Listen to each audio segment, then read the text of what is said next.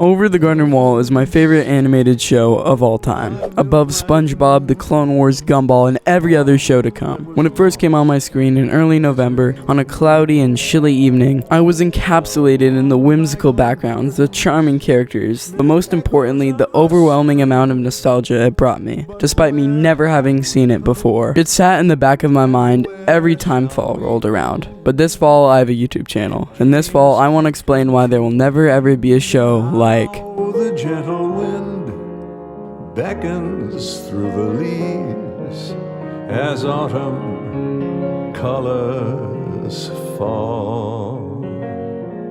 Somewhere lost in the clouded annals of history lies a place that few have seen. A mysterious place called the Unknown, where long-forgotten stories are revealed to those who travel through the wood. An ominous opening song cuts to two boys, Wirt and Greg, wandering in the woods until they run into a woodsman. The woodsman warns them of a beast lurking nearby before taking them into his house. Well, welcome to the Unknown, boys. You're more lost than you realize. After the woodsman leaves them to get Edelwood oil, the beast shows up. Apparently, it followed the candy trail Greg left. After a chase, the beast gets stuck in the mill. Chaos ensues, but in the end, it is defeated and turns out to be a normal dog. Wirt is at first relieved the beast's problem is solved. But the woodsman quickly tells them that the creature wasn't the beast, and how the beast is much more despicable. Before parting ways, he instructs them to head north and look for a town. Immediately, the show has demonstrated its use of an old autumn atmosphere, watercolor-esque detailed backgrounds, and its usage of the unknown in its storytelling. Despite having nothing outright dark or disturbing, it has an eerie and dark tone looming over the episode. The striking colors and use of mystery provide a dark and bizarre undertone that ever so slightly unsettles the viewer. All of this is how I would describe the Unknown, the place that the story is set in.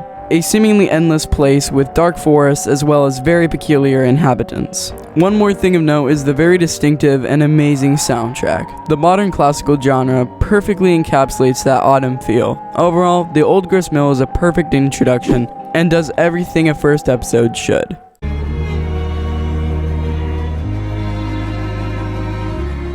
Greg and Wirt on their journey to find a town run into a talking bird named Beatrice, who promises to guide them to Adelaide, the good woman of the woods. Beatrice then explains how Adelaide can take them home. Wirt denies Beatrice's offer at first and runs into a town, Pottsfield. After initially finding no one, they run into a festival filled with people dressed in pumpkin costumes. The leader of them goes by Enoch. Soon after though, Wirt and Greg are sentenced to a few hours of manual labor for trampling crops and interrupting the festival. One of their chores was to dig up holes, in which Greg finds a skeleton. When Enoch and the rest of the town come to check if they finished, Greg and Beatrice make a run for it. Wirt attempts to stall by talking, but not before the skeletons come to life and put on pumpkin costumes. That's when Wirt realizes all of them are skeletons. Sure, pumpkins can't move on their own, can they? Finding no luck at Pottsfield, Beatrice leads the boys to Adelaide. This second episode fleshes out the unknown in a way where we still have no idea what's going on, but get a bit of idea of what it is, if that makes sense. Especially with Enoch stating, "Oh well, you'll join us someday." The viewer gets a hint of what the purpose of the unknown truly is. The references of death and rebirth in this episode also develop the themes of the episodes to come.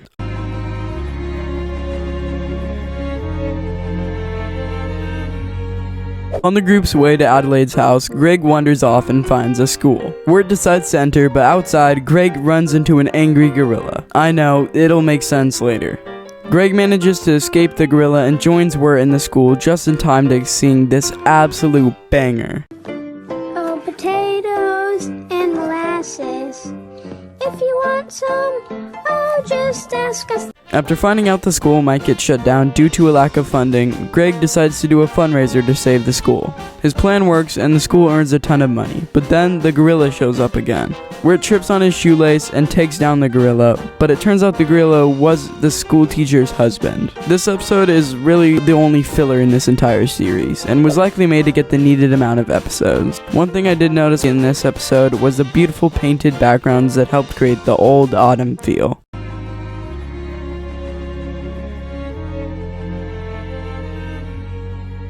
The group is hitchhiking in a dark storm before staying at a creepy tavern to get directions. All the people in the tavern are curious about Wirt's story, but when he mentions the beast, the tavern people break out into song. Ooh, better beware. Ooh, the beast is out there. One line from the song, however, makes Wirt suspect the woodsman to be the beast. Wait, lantern? The woodsman was the guy with the weird lantern, not the beast. Pilgrim, he who carries the dark lantern must be the beast. When Wirt and Greg leave the tavern to look for Beatrice, they find the woodsman and get scared off. Unknown to Greg and Wirt, the real beast shows up and confronts the woodsman, asking him for the lantern.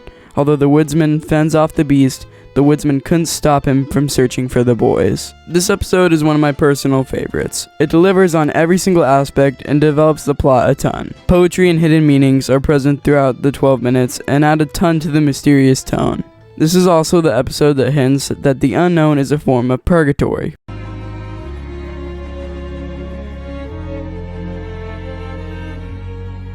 Greg, Wirt, and Beatrice are pretending to be a rich guy named Quincy Endicott's nephew in order to steal 2 cents so they can ride the ferry. Endicott then described seeing a ghost in part of his mansion that he didn't even remember building. Endicott then questions his sanity while taking Greg to the spot where he allegedly saw the ghost. On the other side of the mansion, Wirt and Beatrice are forced to spend some quality time together after getting stuck in a closet. Endicott then quickly suspects them of trying to steal his money. He does this after they accuse him of being crazy, but right then, the ghost enters the room. It turns out it isn't a ghost at all, and actually another rich person. The 2 mansions that they had were so big they connected, and each person would sometimes drift into the other's property. Each of them gives the group 1 penny in the end, so now they have enough to ride the ferry. There were some good jokes and a lot of character development to make up for the lack of plot progression, which is why it's the middle for me. Keep in mind, even the worst of Over the Garden Wall is very good compared to most shows.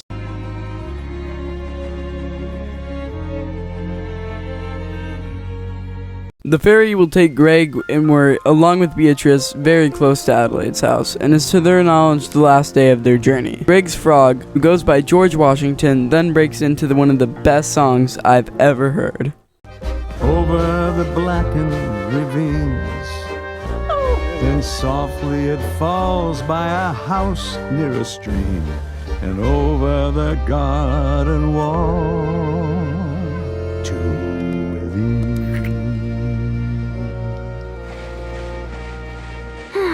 I knew you were special.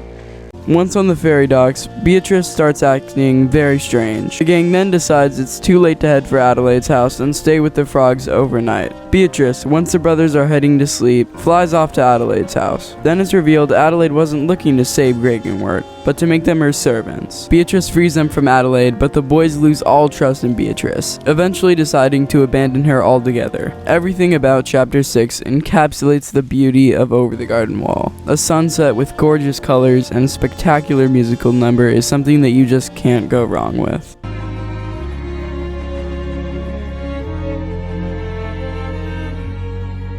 Wirt and Greg are looking for shelter from the storm after leaving Beatrice before running into the woodsman. The woodsman tells them to keep hardy and never lose hope or the beast will consume them into the forest. However, Wirt still believes the woodsman is the beast and runs away. After some time, he finds what looks to be an abandoned shack. Right after he enters, he realizes it isn't abandoned. A seemingly friendly girl named Lorna instructs the boys to hide before someone named Auntie Whispers shows up. But as it turns out, when she stops doing the chores, she becomes possessed. And it turns out she is the people eater, not Auntie Whispers. After saving Lorna, Auntie Whispers warns the boys of her sister Adelaide, but it's a little too late. Little did they know, in the shadows, the beast lurks, stalking over Greg and Wirt, waiting for them to lose all hope. The animation, backgrounds, music, dialogue, and atmosphere, as well as every other category, are blown out of the water with quality. Overall, it also develops the story of Wirt slowly losing hope and starts to reveal the beast's true plan for the boys. Yet another, in my opinion, perfect episode.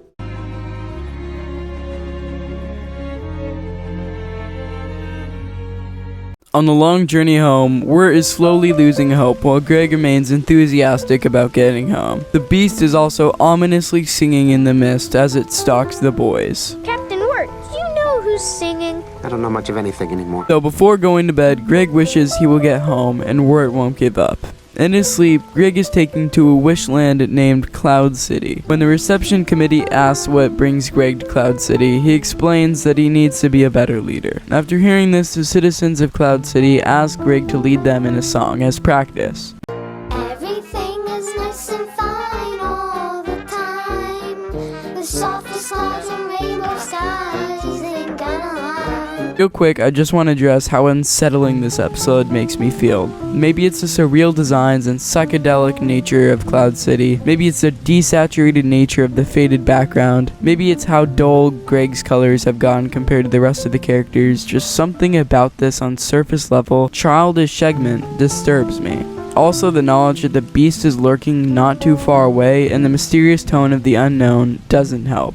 Overall, to describe this scene, I can just say uncanny, but in the end, Greg wins and earns a wish. He originally wishes to go home, but after seeing Wirt can't come with him and is too lost, he makes a deal with the beast. Come, Gregory. Death and purgatory are now main themes, with the beast representing the leader of this domain, searching for souls to send them to their doom. Before we get into chapter 9, let's talk about the sponsor of this video, the subscribe button. It really would help me out.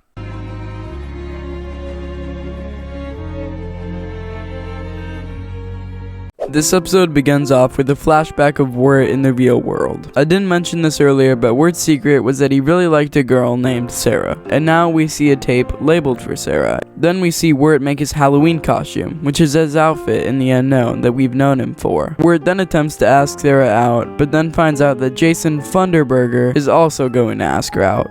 Wirt decides that he can't compete with Funderburker and chases down Sarah, trying to get the tape back that he left in her jacket. In turn, he goes to the graveyard with her and a bunch of other friends, including Jason Funderburker. We see him for the first time and we see he's kind of a dork. A cop that made a few jokes earlier shows up at the graveyard and says he's going to arrest them, clearly as a joke, but the kids run away. Is this some kind of witches gathering? You're all under arrest. Hey, I was just kidding.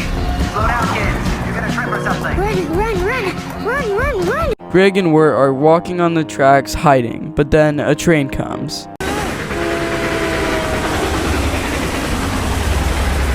There's an old black train coming, scraping along the iron. You don't need no ticket, boys, it'll take you in its time. It cuts to black, and then to Wirt with Beatrice's family. Wirt heads out to the snowstorm looking for Greg with a chilling final line. Wait until the storm dies down a bit. You'll be no good to your brother dead. I was never any good to him alive, either. Thank you. Thank you so much.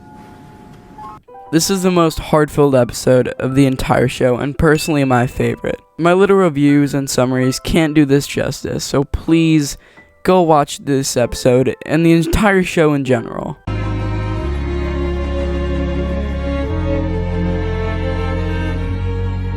By the way, I got sick again, so if my voice sounds a bit weird, I'm sorry. Well, not really. Let's just get into it. It is shown that Greg is completing the beast's tasks, just trying to get back home. Beatrice, who is being blown back by the strong winds of the snowstorm, runs into Wirt, who is slowly catching up, looking for his brother. Not too far away, the woodsman is heading towards the beast, trying to confront him. When he runs into him, however, a fight breaks out because he realizes the Edelwood oil he has been extracting, it comes from the remains of lost souls. Wirt and Beatrice catch up and start to rescue Greg from the Edelwood roots surrounding him. But right then, the woodsman collapses after losing to the beast. The beast offers Wirt a deal to carry the lantern that Greg's soul would be put in. At least that's what the beast tells him. Wirt sees through the beast's scheme and realizes it's actually the beast's soul trapped in his lantern. I'm trying to help you. You're not trying to help me. You just have some weird obsession with keeping this lantern lit. It's almost like your soul is in this lantern. The woodsman then gets up and defeats the beast by blowing out his lantern. Are you really ready to go back to that empty house? No, woodsman! Wirt and Greg wake up in a hospital surrounded by their friends. And so the story is complete, and everyone is satisfied with the ending, and so on and so forth. And yet, over the garden wall. The ominous theme from the start takes on a bittersweet tone, playing over all the clips of the characters finally being put to rest and their stories finally coming to a close. This episode is absolutely perfect, a masterpiece of an ending. Every loose thread is tied up. I cannot describe how good this show is. The meaningful story, the characters, the art, the music, I can go on for hours. That is why there will never ever be a show like Over the Garden Wall. Also, join the Discord to talk to the community, get video updates of mine. As always, have a wonderful day, my friends.